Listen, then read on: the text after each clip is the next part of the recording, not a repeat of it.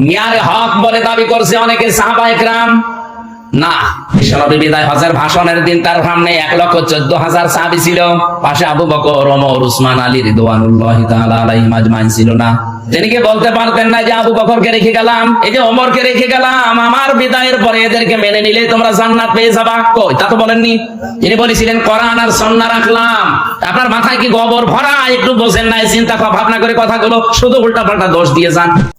প্রিয় দর্শক, যে সমস্ত আলিমরা বলে যে সাহাবায়ে কেরাম সত্যের মাপকাঠি নয়, তাদের মধ্যে থেকে একজন মুফতি আমির হামজা হাফিজাহুল্লাহ। তিনার বক্তব্য হচ্ছে, বিদায় হজের ভাষণে সাহাবায়ে কেরাম রাসূলের কাছে ছিলেন, কিন্তু রাসূল সাল্লাল্লাহু আলাইহি ওয়াসাল্লাম তখন বলেছিলেন, আমি তোমাদের মাঝে দুইটি জিনিস রেখে গেলাম, একটি হচ্ছে কিতাবুল্লাহ, আল্লাহ তাআলার কিতাব, আরেকটি হচ্ছে রাসূল সাল্লাল্লাহু আলাইহি ওয়াসাল্লামের সুন্নাত। এখানে সাহাবায়ে কেরামকে অনুসরণ করতে হবে, এই কথা রাসূল সাল্লাল্লাহু আলাইহি ওয়াসাল্লাম বলেননি। এটি হচ্ছে তিনার দলিল। প্রিয় দর্শক, তিনার এই দলিলটি সঠিক নয়।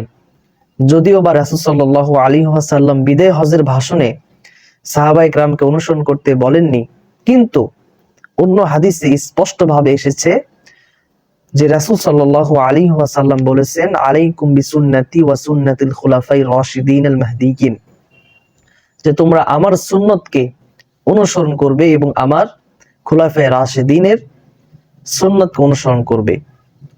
আমাকে অনুসরণ করলেই যে ফজিলত, খুলাফায়ে রাশিদিনকে অনুসরণ করলেই সেই ফজিলত।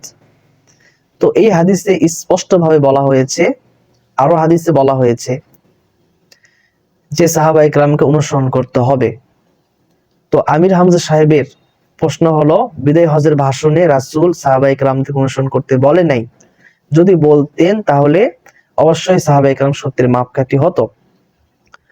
প্রিয় দর্শক, আমাদের জবাব হলো, বিদায় হজের ভাষণে রাসূল সাহাবায়ে কেরামদেরকে অনুসরণ করতে বলেন নাই, ঠিক আছে, তবে অন্য হাদিসের মাধ্যমে অন্য মুহূর্তে অন্য সময়ে রাসূল সাল্লাল্লাহু আলাইহি ওয়াসাল্লাম সাহাবায়ে কেরামদেরকে অনুসরণ করতে বলেছেন।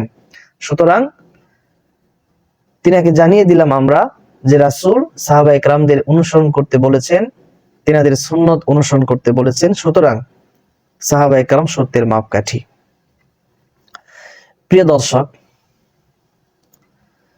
যে সমস্ত মাসাইলের ক্ষেত্রে আপনারা দেখবেন যে নতুন একটি ফতোয়া আপনাদের শুনতে হচ্ছে, যেই ফতোয়াটি ইতিপূর্বে শোনেন নাই, হঠাৎ করে নতুন একটা ফতোয়া আবিষ্কার করে আপনাদের শোনানো হচ্ছে, যে ফতোয়া শুনলে আপনারা আশ্চর্য হয়ে যাচ্ছে, বা ধারাবাহিকভাবে চলে আসা যে দিন, যে দিনের কাইফিয়ত, যেভাবে আমরা আমল করে থাকি, এর বিপরীতে কোনো ফতোয়া চলে আসতেছে, সেক্ষেত্রে নির্দিষ্ট কোনো আলেমকে ফলো না করে সমস্ত উলামায়ে কেরামদের মতামত কি আপনারা জানার চেষ্টা করবেন।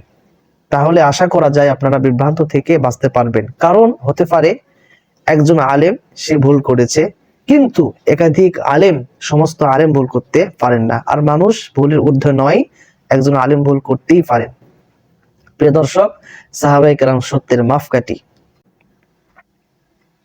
কোরআনেও আল্লাহ তাআলা বলেছেন, যদি সাহাবায়ে কেরামের মতো ঈমান আনতে পারি তাহলে আমাদের ঈমানটা গ্রহণযোগ্য হবে, আমরা হেদায়েত প্রাপ্ত হতে পারবো। প্রিয় দর্শক, সাহাবায়ে কেরাম নিঃসন্দেহে সত্যের মাপকাঠি। সাহাবায়ে কেরাম এর মাধ্যমেই আমরা রাসূলকে অনুসরণ করতে পারবো। সাহাবায়ে কেরামকে বাদ দিলে আমরা রাসূলকে অনুসরণ করতে পারবো না।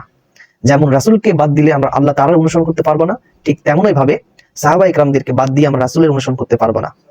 আল্লাহ তাআলা রাসূল সাল্লাল্লাহু আলাইহি ওয়াসাল্লামকে অনুসরণ করা ফরজ করে দিয়েছেন, আবশ্যক করে দিয়েছেন। আর রাসূল সাল্লাল্লাহু আলাইহি ওয়াসাল্লাম সাহাবায়ে কেরামদেরকে ফলো করতে, অনুসরণ করতে উদ্বুদ্ধ করেছেন, আবশ্যক করেছেন। আর সাহাবায়ে কেরামদেরকে রাসূল সাল্লাল্লাহু আলাইহি ওয়াসাল্লাম নিজে হাতে কলমে গড়ে তুলেছেন। আল্লাহ তাআলা আমাদের সকলকে সঠিক বুঝ দান করেন। প্রিয় দর্শক, ভালো থাকবেন, সুস্থ থাকবেন। আসসালামু আলাইকুম ওয়া রাহমাতুল্লাহি ওয়া বারাকাতুহু।